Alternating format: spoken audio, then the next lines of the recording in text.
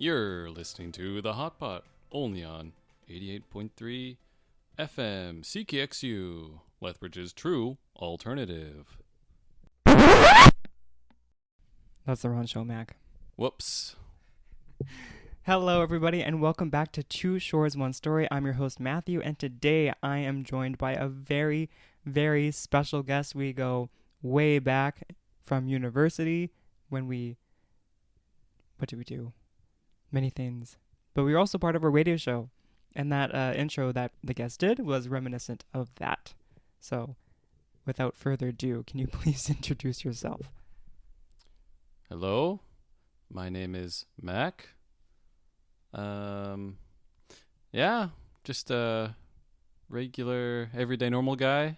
I don't know. Currently, I'm in ALT through the JET program in Japan. I'm in Ehime prefecture. Yeah, I don't know. What else do you want to know? How long have you been in ALT for? I just finished my third year. So, yeah. Ooh. So he's kind of a veteran, you could say. Sure. Yeah, I mean, I've been around the block. Been around the block. That's good. So, yeah, the listeners may know that I am visiting Ehime because I talked about it last week when I lost my handkerchief and I was packing to go to Ehime. Actually, I found my handkerchief while in Ehime. So that was really good. It was in one of my pant pockets. So that was great. And so I'm in Ehime. I've been in Ehime for about, today's Friday. So I've been in Ehime for about 4 days. 3 days because I drove to Ehime. I'll talk about that later. But yeah, Mac has graciously showed me around many places. We went biking. We'll talk about that. We went to, what did we do on Tuesday or Wednesday? Wednesday, you were kind of off exploring on your own. I had to work, but Oh yeah. Tuesday we went cycling across the Shimanami Kaido, world class bicycle trail, you could say. And then Thursday we checked out Matsuyama. You know, we went to the Dogo area, took a bath in, I think it's Japan's oldest bathhouse, oldest onsen. That was interesting. And driving along the shore there, had some really good ice cream. Yeah, that sums it up pretty well. Yeah, I think on Wednesday I explored a little bit by myself because you had work.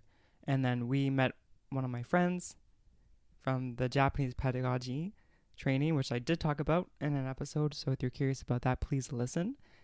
Yesterday we also went to an island. Oh, yeah, that's right.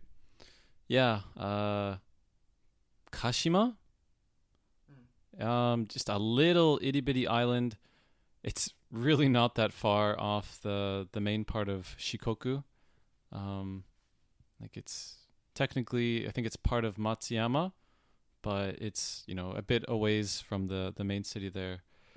I don't really know what it's famous for. It seems like people just go there to do camping, a little bit of sightseeing. I love how the ferry ride is how long was that? 3-minute ferry ride? It's so close to you could swim there. Yeah. Yeah. It was interesting, and me and Mac went to an observation deck at the top, and I thought it was going to be pretty easy, but I was losing my breath mostly throughout the hike. Unfortunately, I was sweating. It was hot, wasn't it?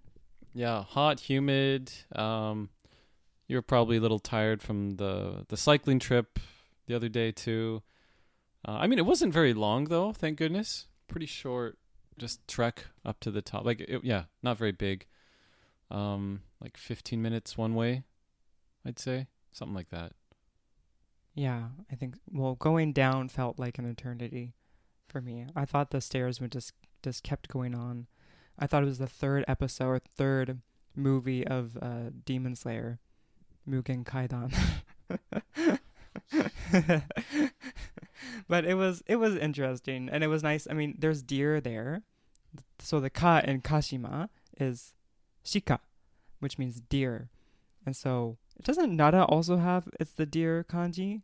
I don't know. Maybe not, but I thought the longest time I thought the nara kanji was the same kanji for fart. that's what it means, yeah. Onara. Mhm. I guess when you feed all those deers those senbei, then something's gonna come out. Onara and some other things. Those artificial chemicals in the deer crackers, you know. Pretty yabai. So, yeah, we did that, and that was really interesting. And yeah, we went to one of the oldest onsen maybe in Japan. And I guess me I've heard, but I'm not too sure that this onsen inspired the onsen in Spirited Away, maybe. Yeah, that's what everyone says. So it must be true. I mean, yeah, it's really cool, like wood architecture. So it was actually, despite living in Ehime for 3 years, I hadn't actually been inside the onsen until yesterday with Matthew. Um, yeah, it was a little different than I expected, just because everyone talks about how old it is. Like it's hundreds of years old, hundreds and hundreds. But I think just due to all the renovation, once you get inside, especially like the bath part, I don't know. It kind of looked like some other bathhouses I've been to. Like it didn't look super old. The bath area, like the reception area, I guess looked a little older just because of all the wood.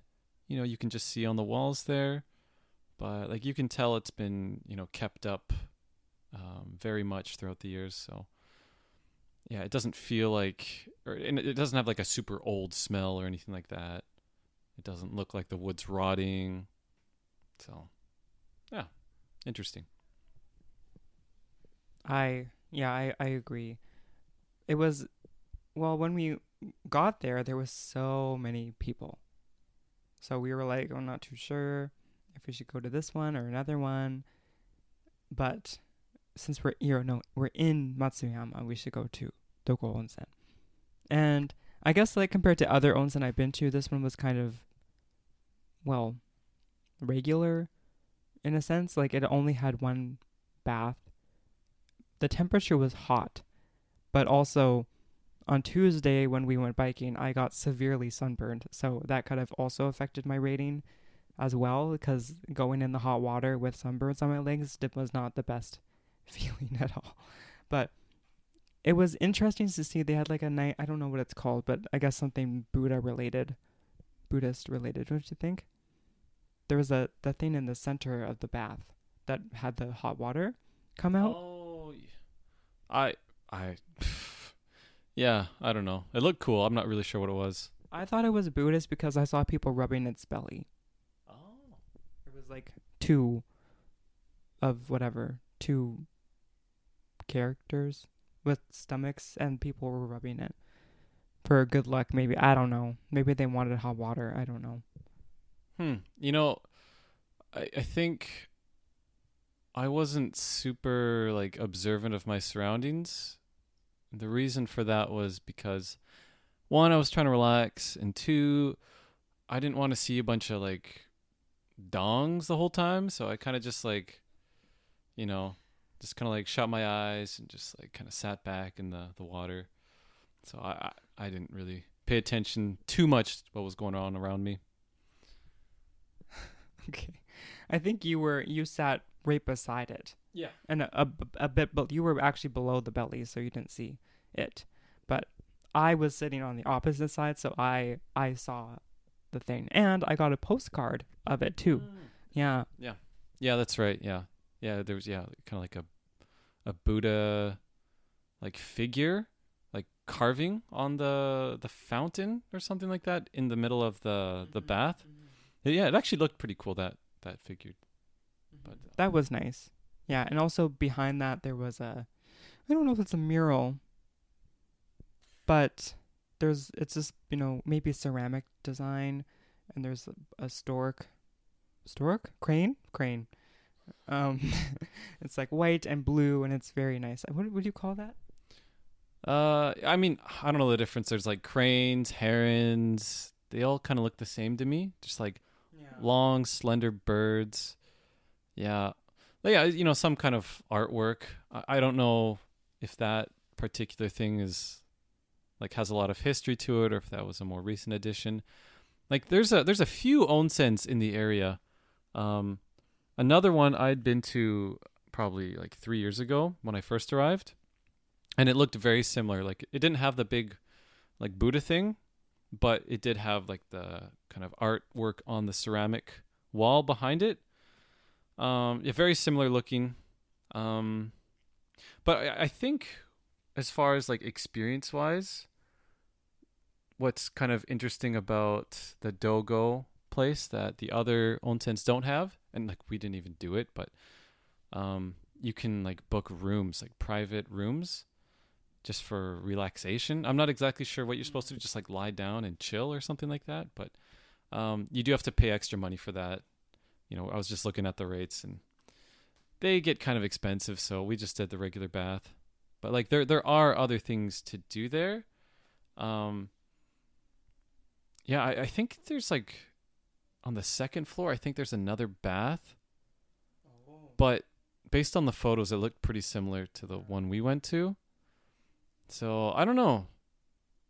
Dogo is interesting. Because of its history, though, they can charge a bit more too compared to the other like onsens or bathhouses in the area. Yeah, and there's like a long line. Well, it was long, but it's not like it took a long time to actually get in, so it wasn't that bad. Yeah, I don't know.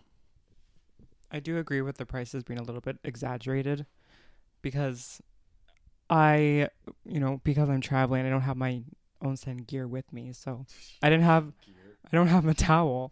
Like I don't have my own towel and own like face towel. Why do they call it a face towel? Because it's definitely not for your face. It's more Small. like a modesty towel. Um, I didn't have that stuff, so I was gonna maybe buy two towels at the store as a little souvenir for myself because you use the towels and they're really nice. But it was like 66,000 yen to get both, I think. Was it 6,000? I thought it was only like maybe I looked at the wrong thing. I thought it was only like 1,500 for like a bath towel. Oh, jeez, yeah, that is pretty expensive. Maybe for the set it was 6,000. I think or something. I'm wrong, but I think it well anyways, it was too much for towels cuz it wasn't that great anyways. Sorry. So I saved some money and I just rented the towels. Yeah. The other thing, like Dogo's nice too, but the issue is you can't. It's hard to relax in a way because it's only one bath, and there's so many people coming in and out that you kind of feel rushed in a way. Like you have to like quickly like rinse yourself and that kind of stuff. So, I mean, I'm glad I went, but I don't know that I would go to Dogo Onsen as like my go-to onsen in Ehime.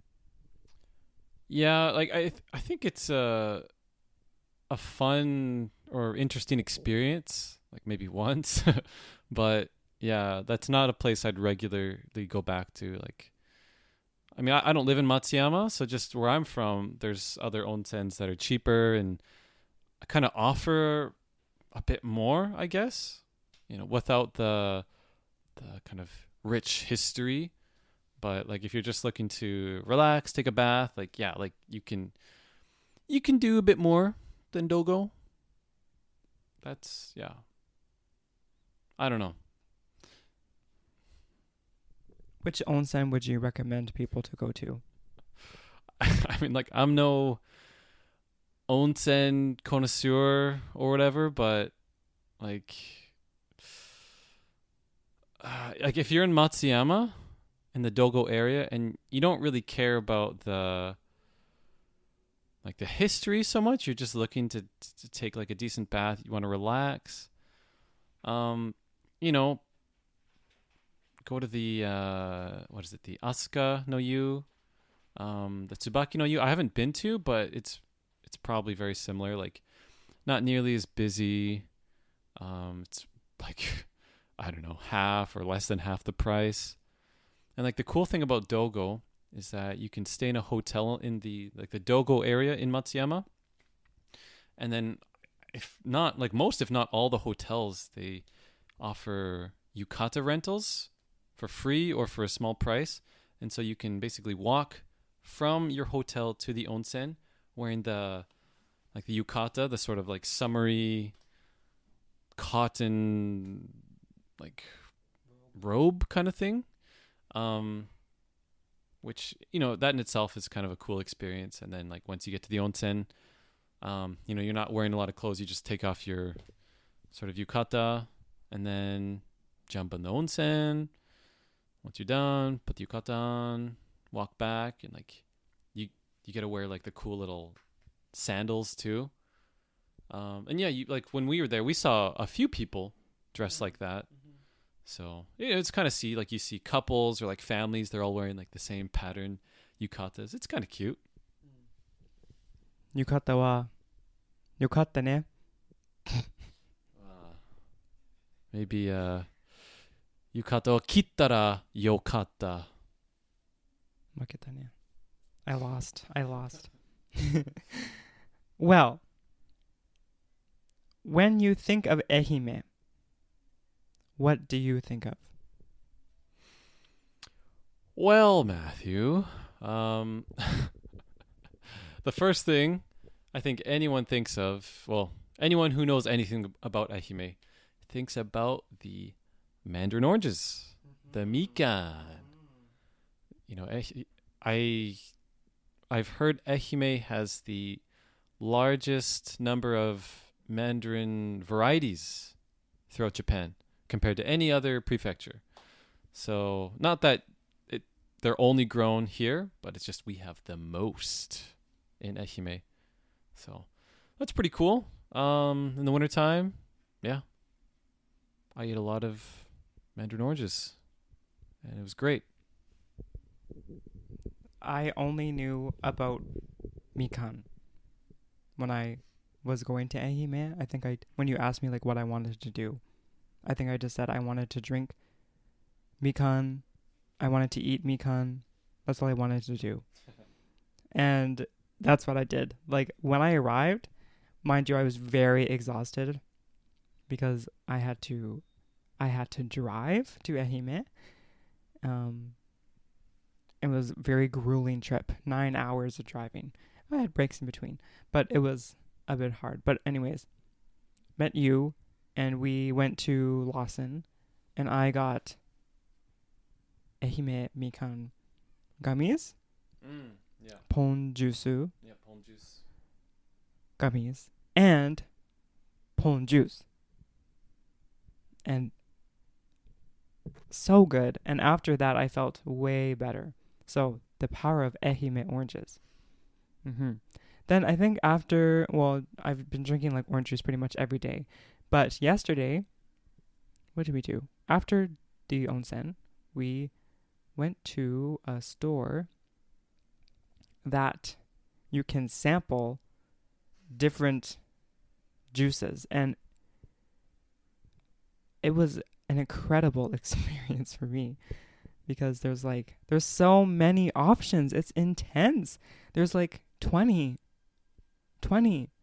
like options of different mikan juice or orange juice, and I was like, I don't know what to do. But they all have the names and the different sweetness, acidity, and sourness of each one was really clearly labeled, and I really liked doing that. It was really fun.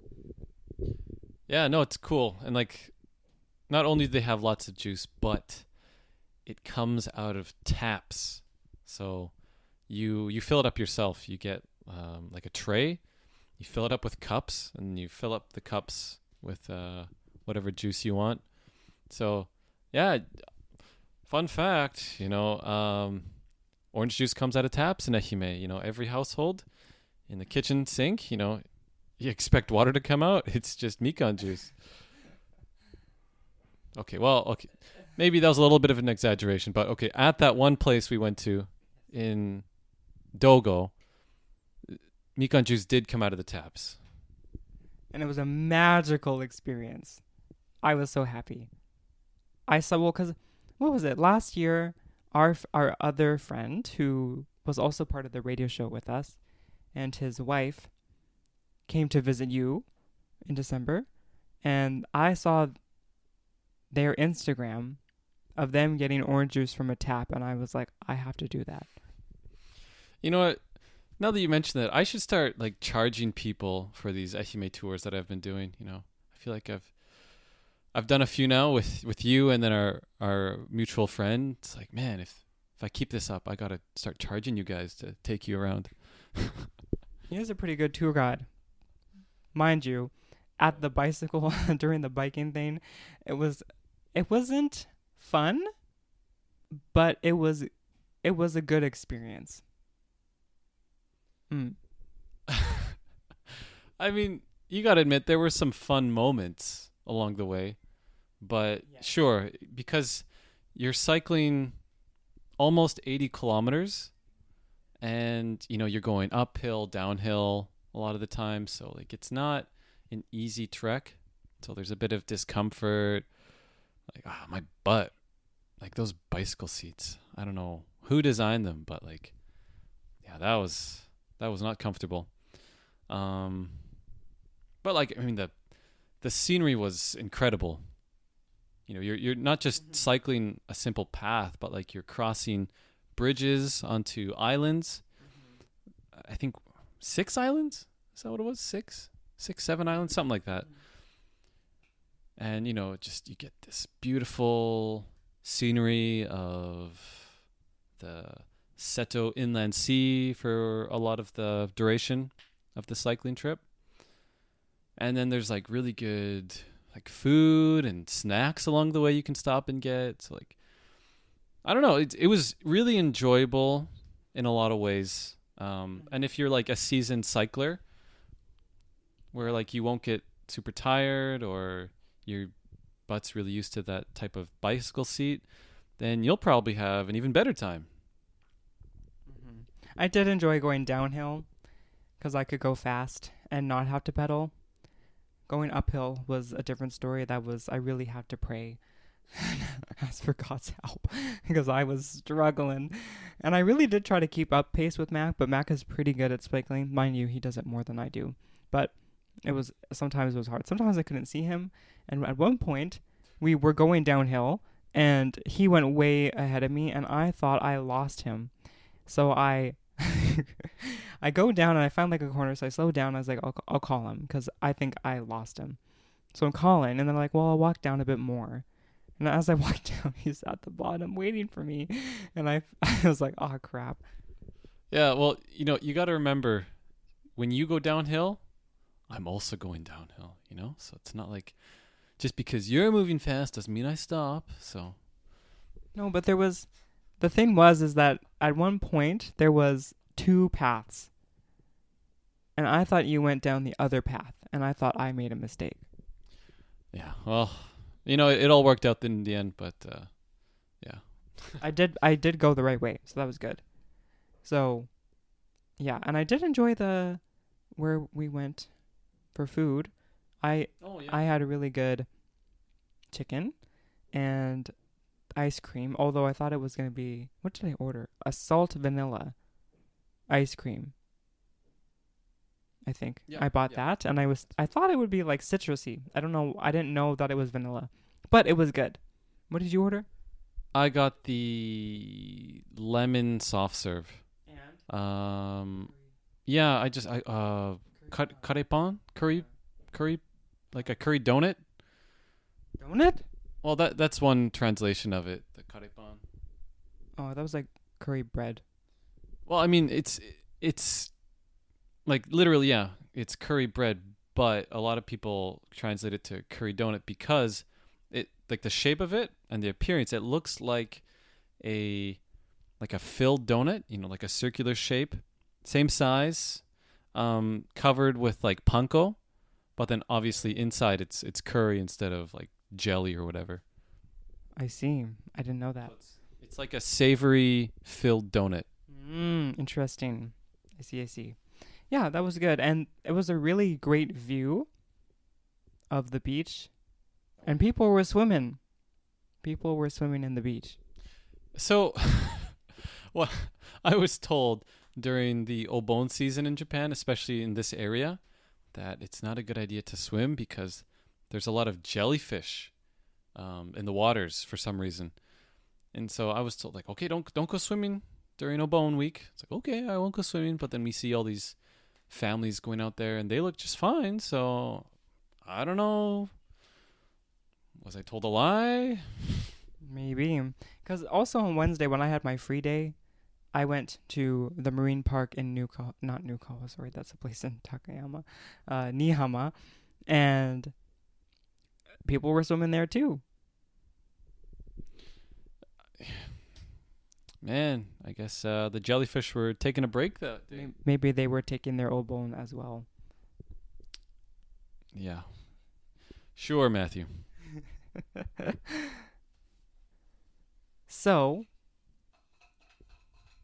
today is my last day in Ehime. Tomorrow I'm going back to Takayama.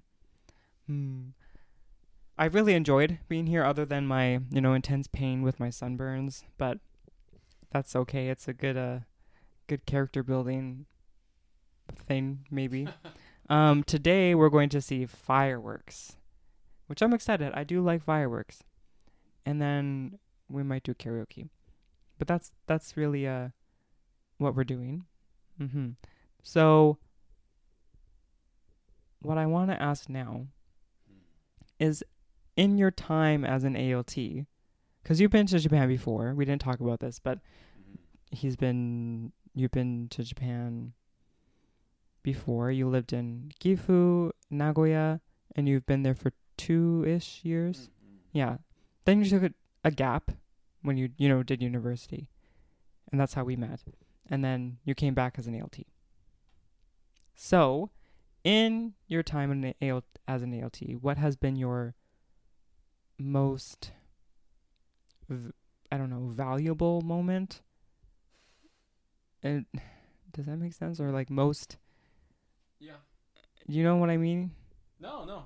Yeah, I hear ya. Guess we're moving on to the serious questions now, huh? I mean, like, overall, I've had a really positive experience here in Ehime, working as an ALT. Obviously everyone's experiences are different, but yeah, no, like, things have been pretty good for me. Like, whoops, what a weird sound. I mean, just like, I like working with kids, so, like, seeing certain students like grow or at least take more of a liking to English, like, that's always really cool, just to see like positive changes in students. And like you kind of think like, oh, maybe you wonder, maybe I had something to do with that, or yeah. And like, you build connections with students. That's always really rewarding. One thing, I'm sure a lot of people do this too, I can't be the only one, but I come here. I didn't know anything about Ehime before coming to Ehime, so I tried to do some research and like find out, like, obviously, like, what's Ehime famous for, but also just learn more about the history, or just some of like the kind of funny, quirky things about Ehime, the unique things. And I find like doing that, for me personally, has made me come to appreciate Ehime a bit more, because like, let's just be honest here. Across Japan, like, Ehime, or just like the Shikoku Island in general, isn't considered like a very like popular place. And like, I've talked to a lot of Japanese people outside of Shikoku, and they don't know anything about Ehime. They might have heard about the mandarin oranges, but they're just like, yeah, like, what is Ehime? Like I've never even thought about visiting Ehime or something. Because like I tell them like, oh yeah, I'm in Ehime. Yeah. They're like, oh, Ehime. Like, wait, where's that? Like, they don't like geographically. A lot of them don't even know. It's like it's in Shikoku. Oh, okay, yeah. Because like some of them are like Ehime. Wait, well, and you got to remember like Japan has, I think like 43 like official prefectures, but like 47 if you include the like the Tokyo To, Osaka. What's Osaka considered? Not a ken. Fu, yeah, like those places too. I think it's like 47. So it's like almost as many like little sections as the U.S. So you can't keep track of all of them, but yeah, just like learning about these things and then yeah, like sharing about them and like seeing people's reaction. It's like, hey, did you know this about Ehime? They're like, wait, really? Or like, did you know so and so's from Ehime? Did you know the guy who designed the Shinkansen is from Ehime Prefecture? Like things like that. And that's not a joke, by the way. So like that, just like yeah, I've just kind of like fallen in love with Ehime through various ways, through experiencing it, through learning about it, through some of the connections I've made here. Yeah. I think I felt that interest because, well, you did tell me after we got the Lawson stuff the first day, we went to the train museum park, and you showed me the Shinkansen, and you told me like this. There's a guy, and he made this. It's that was not a museum. Well, it was connected to the or it was a park. What was it? What was it? So there's like in Saijo City there's the Io Saijo station. That's the biggest station in Saijo. It's not that big, but just like outside, it's kind of like a little, I don't know, it's just like a little memorial for the guy Sogo Shinji, like one of the main designers of the Shinkansen. So there's like an old Shinkansen like engine car just like sitting out there on some tracks, and I think there's like a little information center or something. It was closed because it was nighttime, but yeah, like it wasn't like a full-blown museum. So if you're looking for that, you probably have to go somewhere else. Okay, sorry, my bad. Anyways, it was cool, but you immediately like started talking about like stuff that I would have no idea. I knew about the mikan, but I had no idea about the Shinkansen. So I think maybe in the future you should totally be a tour guide. You could do it for sure. So I'm starting my second year as an ALT. I finished my first year. I've lived in Takayama. That's my placement for a year and a little bit. So what would you recommend me to do as an ALT? Or like for work or for life, for showcasing my placement, what would you recommend? Well, what I'd recommend for like ALTs in general, I mean, it really depends what you're kind of looking for. So like, for example, let's say you're an ALT, like you come to Japan and, let's say you've been here a year, 6 months, and you're like really enjoying it. You like living in Japan. You don't really have any issues with that. You want to stay longer. Cool. I would recommend thinking about the future. Like if you plan on staying here, like even past your ALT or JET contract, start thinking about kind of like your professional career a little bit and start preparing. And so like obviously you're in Japan. Japanese language is going to be an invaluable skill. So take the time to study, if possible, like take the JLPT, get some certification that you can use for like employment purposes afterwards. With being an ALT, you don't need any, like there's no requirement for Japanese, but consider doing that. If you really want to get into a real Japanese company or just the real Japanese work that's not English teaching related, you probably need around an N2 level for the Japanese language proficiency test. Also, with like if you want to continue your English teaching past like a JET or ALT, like you're thinking of maybe going to an English school, or maybe your dream of being an English teacher at an international school or something like that, you need like some actual certification. So like if let's say if you didn't go to school to be a teacher back in your home country, maybe consider doing some like education related to teaching English. So like for example, The TESOL. well, sure, you can get a TESOL certification. I think you can. I think most people do that online.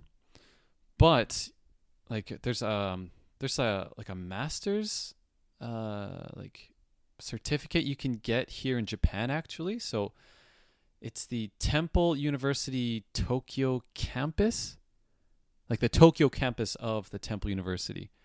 They offer like an English like kind of like teaching second language master's program. Kind of like a 2 year. I think you can do it in less than 2 years, but yeah. So like you can do that, and like I know like in Ehime at least, probably similar in other prefectures in Japan. But if you want to teach like English at a school, you probably need something around that level. So yeah, I mean, just consider that. But let's say you're not thinking so much professional. Like let's say your ALT experience is just a temporary thing in your life, like maybe 3 years. You kind of just want to enjoy living in Japan. I mean, just do that. Just enjoy Japan. You know, like with at least with jets, like you get a decent amount of days off you can take. So do some traveling. You know, pursue a hobby in Japan. I highly recommend that. Like hobbies are a really big part of Japanese culture. I feel like everyone kind of has their hobby.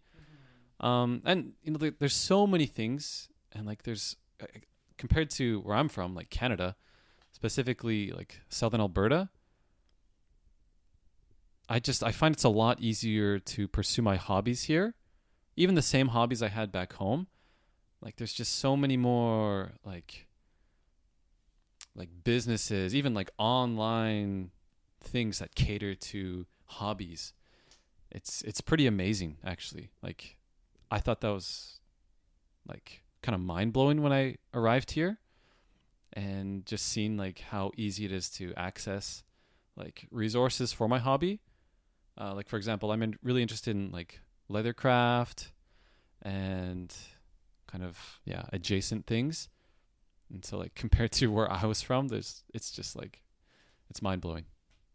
So yeah, I mean, so yeah, if you long term, think about the long term, you know, your career.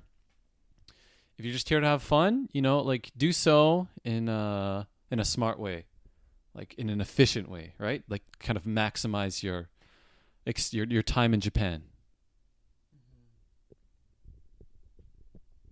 Well, it's pretty good advice. Long answer, sorry. No, that's good. That's really good, and I think it's important. You don't want to waste your time while you're in Japan. Is basically kind of what you said. So you can, if you are thinking professional, like a future after JET, what do you want to do? There's many ways to get certificates for that. So for example, you can do training in interpretation, and you can do courses for that and get a certificate for that. I've done that. Japanese pedagogy training is also available in the spring during May, and you'll have to apply maybe at the end of March for that. And that's a really, really good experience. That one, if you want like a fun time, but you also want to learn, I highly suggest that one because it's way fun. It's so much fun to do that. And it's pretty easy to get, and your work should be able to accommodate you for that in a way. Like they might let you, like you can ask if you can go, and they'll say, oh yeah. For the training and interpretation, I did get, I didn't have to take any days off for that because it was a Claire and Jet related event. For the Japanese pedagogy course, it's dependent on your work. I did have to take Nenkyu for that, but that was okay. And Nenkyu, by the way, is like paid days off.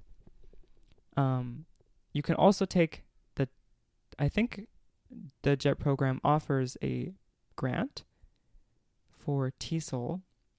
Yeah. So they'll reimburse you in some way. Half of it. They'll reimburse half of it, but only up to like a certain amount of money. So depending on your TESOL course that you take. So there's that. And if you pass the JLPT while you're in the JET program, they will also give you a grant for that. With some exceptions. So there's 5 levels to the Japanese proficiency test. You will only get reimbursed for the test if it's level 3 or higher. Yeah, but that's most like what people take. Like, I mean, it just depends on your Japanese level. Like, if you come to Japan with like no Japanese level, you probably don't want to start at level 3. Like you start at level 5, or I mean, you don't have to take all those levels. Like, you can skip up to whatever level you want, but obviously it takes time to learn Japanese. So, yeah, I don't know. but those are just some ways to, grow professionally in Japan, and they do offer some incentives. So if you are wanting to do that when you're in JET, please do so. Like, take opportunities to grow professionally. So I would do that. And yeah, as you said, traveling, getting to know Japan, making a community for yourself is also important. I still haven't really found that in Takayama, but I also have many hobbies, so it might be hard to kind of specialize in that. But hearing you talk about that, I was thinking like I should find something to do, like a community. Like, I like to play violin, I like to play music. So when I was in Victoria, luckily my friends who were also in the same program as me, they played many different instruments as well. So one person played guitar and piano, one person played violin really well. So we ended up making like a jam. We had like a jam session every month, and we just played music. It was really fun. So I was thinking maybe I could find something like that, or I really want to grow, or not grow, but learn more about my placement, or the town I live in, because it's a very small town, so it should be easy. But I haven't gone to really any restaurants in my town, and I've been there for a year, and it's just kind of sad. So this year, I really want to get more integrated in my town, see what kind of things they have to offer. Like, maybe they have different clubs. I've heard that they offer like a Ego club, the game. I like to play Ego, so that would be fun to do, and just to get to know my community more, because they might see me, they don't know who I am. The kids know, but maybe the parents don't know, or people that are walking don't know who I am. And with a town of 2,000 people, that shouldn't be that hard. But so maybe this year I'll have to challenge myself more in that regard. Yeah, no, I think that's a great idea. Yeah, like with an ALT, like especially with JET, you kind of just get sent to random places across Japan. You don't get to decide yourself. So, obviously some placements are going to be like more desirable than others. And like for whatever reasons, you might get put in like a less ideal circumstance for whatever reason. But, just try to make the best of it. Try your best to love the area you're placed in. That's what I've been trying to do. Whether it's the community or just taking an interest in your community. You don't have to like do everything, but you should, like, it's highly recommended you try to get active with something, like you said, maybe like a Go club, or I mean, there's usually like all sorts of opportunities. Like, there's a few girls where I live and they joined the Yosakoi dance group. So like, yeah, like there's stuff like that. Another guy did kendo. He was doing kendo. Um, yeah, just like, you know, try to find something, even if you're like a really introverted person. Just find something you can. You don't have to connect with like everyone, but just find, find your people. Find stuff to do. Stuff you enjoy doing.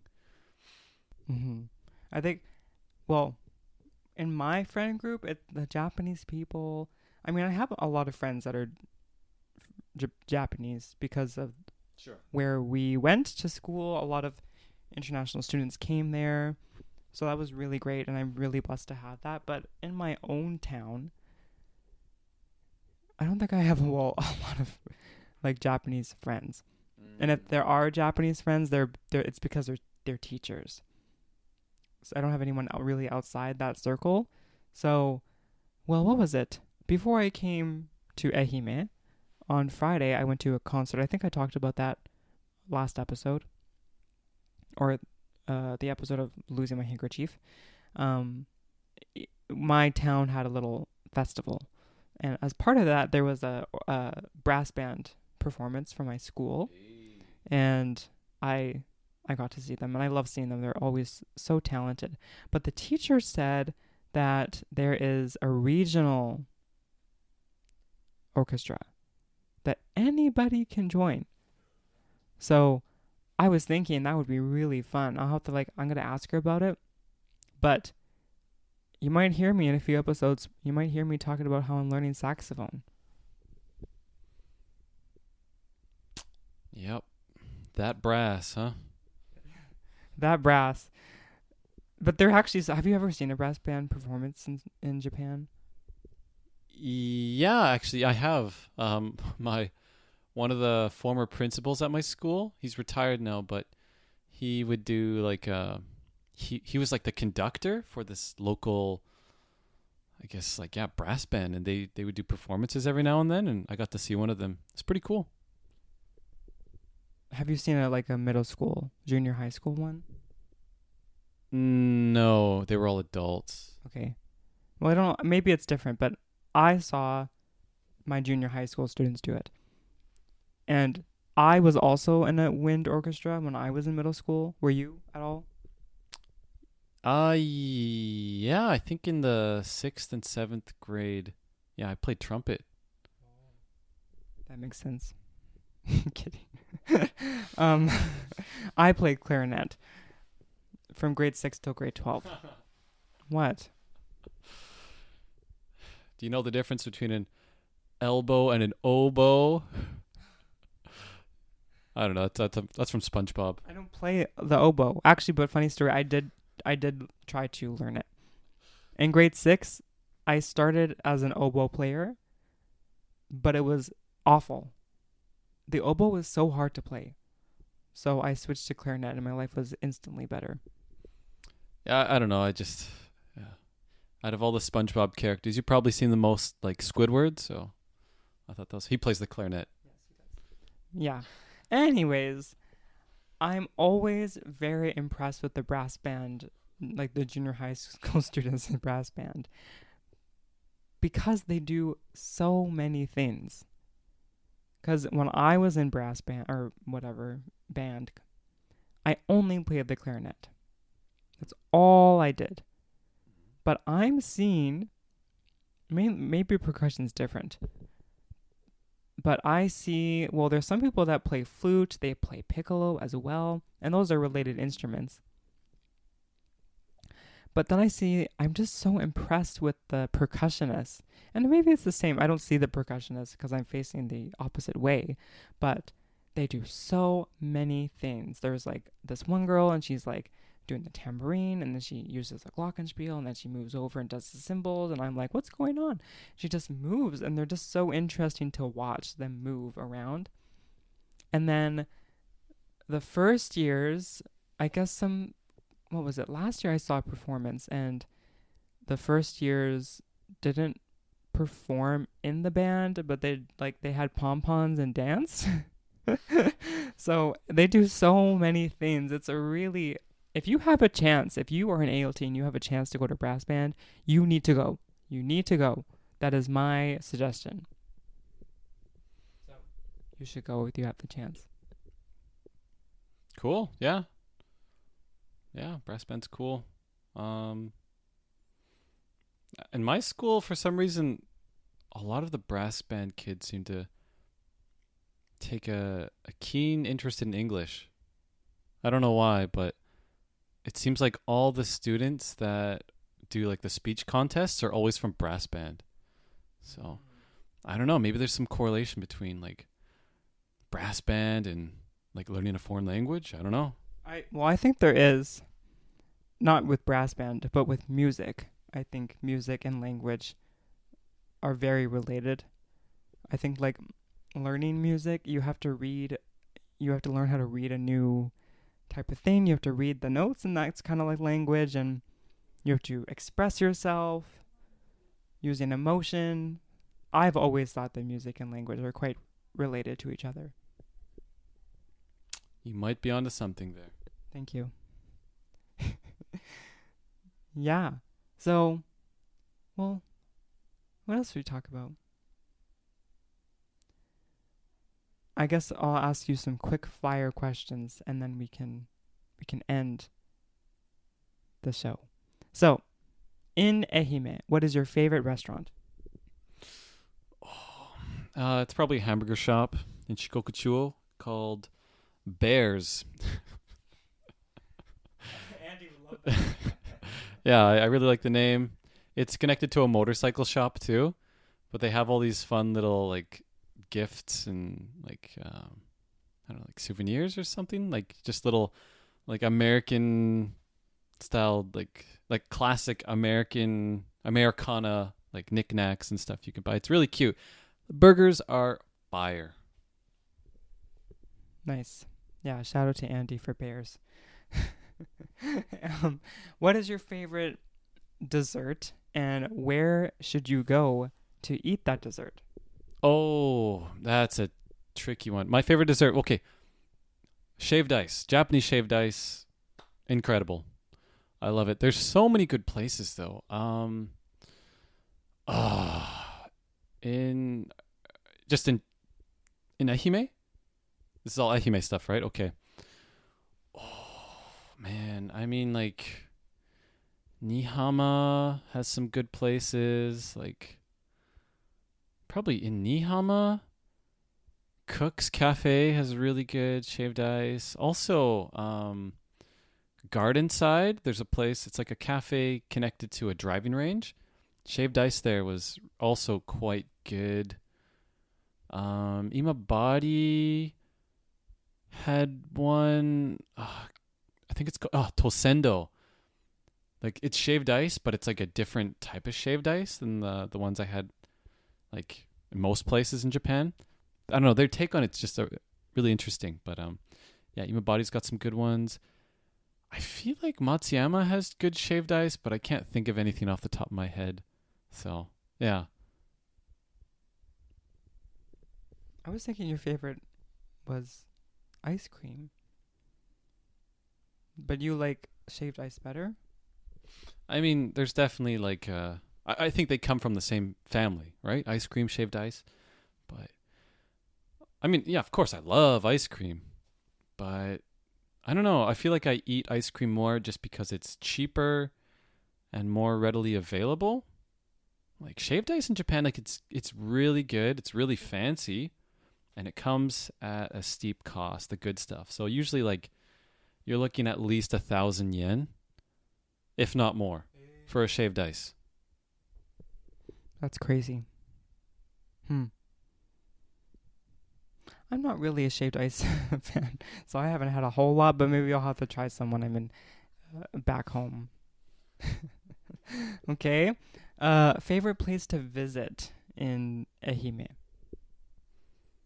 In Ehime, I mean, Matsuyama's got a lot of cool stuff. I mean, there's places in Ehime I still haven't been to yet that I want to check out. Like, kind of like the south and like east parts of Ehime. Ozu. I still want to visit Ozu.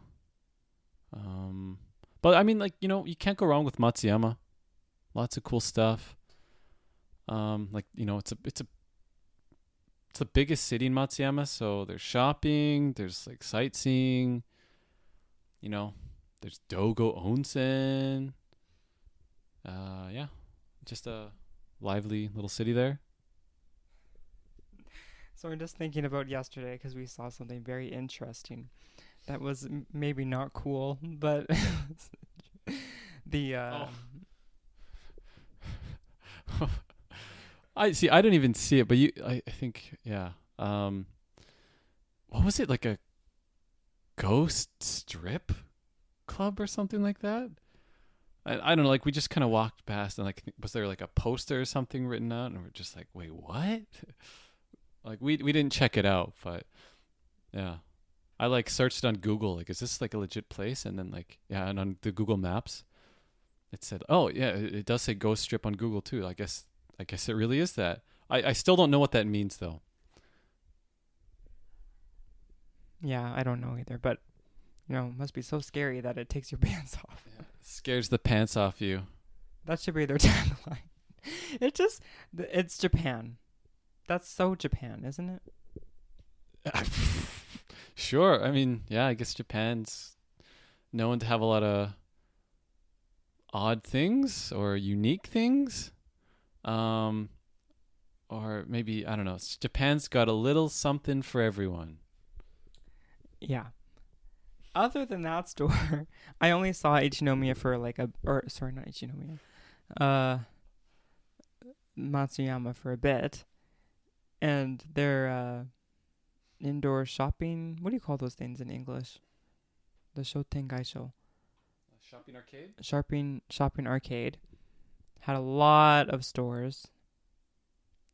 And a lot of them really good. We went to, the orange juice tasting thing is there.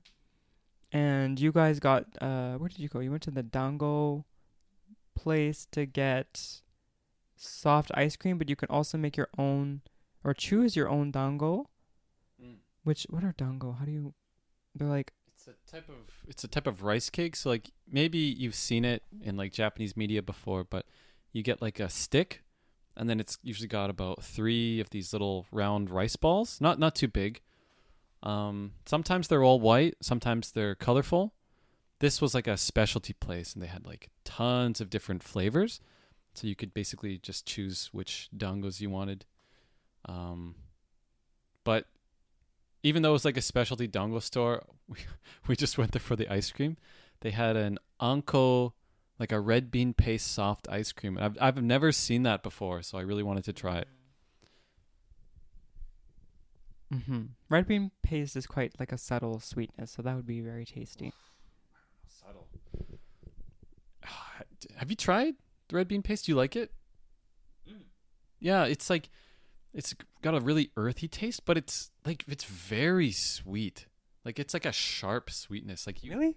I always need to like drink water with it, just because of like how like sharp it is, how strong the sweetness is.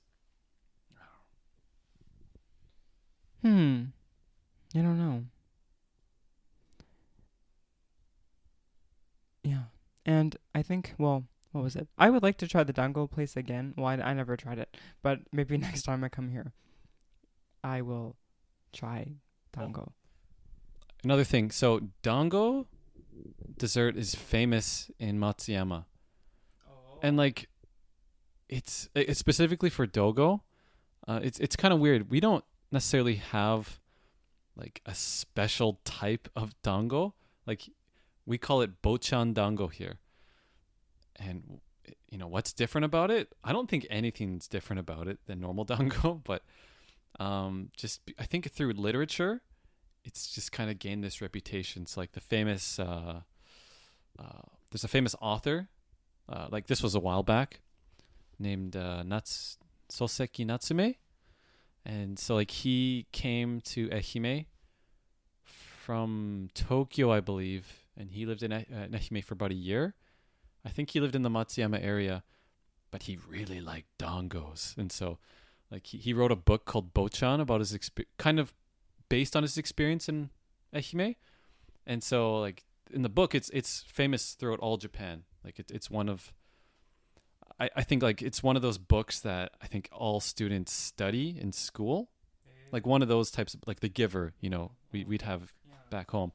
Something like that. And so like and like in the book he talks about dango, and so because of him and his book, like they now call it Bochan dango in Matsuyama. Yeah. Interesting. I've had dango before, and actually it was during a festival in my placement in my town, and it's called kusadango. And the flavor is exactly what you think. It tasted like grass. It was awful. Was it green? Yes. It was very green. Yeah, I only like the white dango with like the mitarashi syrup. I think that's pretty good, but like the colorful one, I don't eat that one. Hida Takayama, where I live, is known for mitarashi dango. Yeah. Yes. So that one's good, but I do like sweet, and that one's a bit more savory, kind of. Yeah, like the mitarashi syrup is interesting. I think it's like it's sweet, but it's also not like I think they use soy sauce for it, so it's got a bit of saltiness. Yeah, Barbecue in a way. Anyways, kusadango was not my favorite. It's more like kusai dango. Sorry. Yeah. Oh, right. Well, I think those are all my quick fire questions. If you, the viewers, have more questions for Mac, please put them on the Instagram post. Or DM me and I can ask him. I am on Instagram, Facebook. I have YouTube. I don't know if you can comment on Spotify, but I'm on Spotify. I'm on Apple Music. or Apple Podcasts. Apple Podcast. Yes, thank you. Yeah, so I think we'll end it there. So until then, I will see you later. Toot doodaloo toot. Until then, I will see you later. Toot doodaloo toot.